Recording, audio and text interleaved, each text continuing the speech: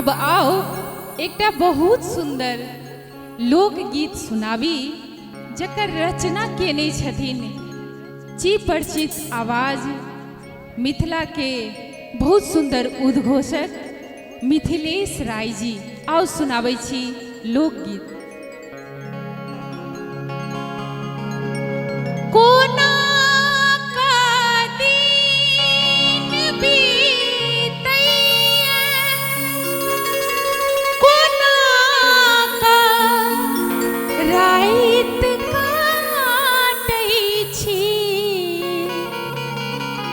सजनी कहै छथिन सजना सा कोना का दिन बीतैया कोना का रात काटै छी पिया मधुवन में आबोनी पिया मधुवन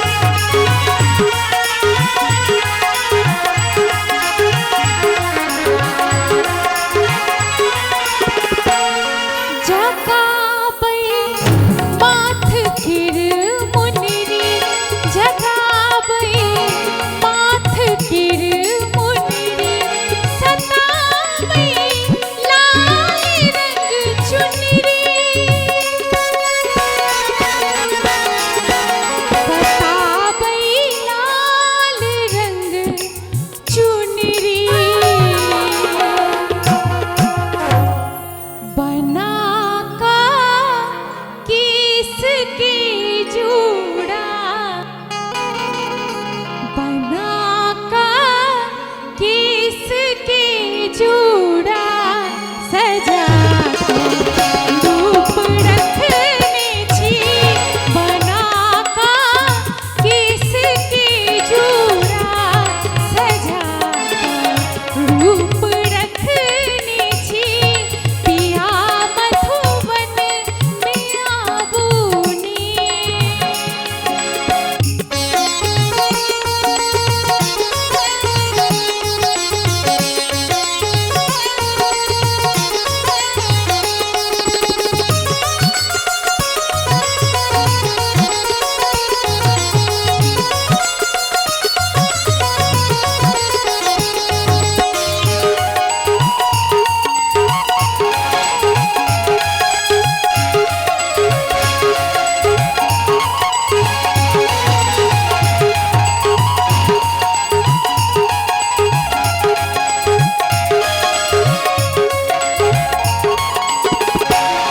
जो आयब आइयो पिया, जो आयब आइयो पिया, जड़ायब प्रेम कर दिया।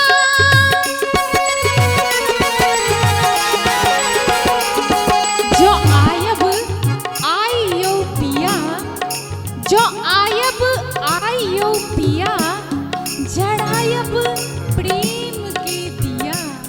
जो आयब आइयो पिया, जड़ायब प्रेम कर दिया, जड़ायब प्रेम कर दिया। निहारब मौन सोने ना, निहारब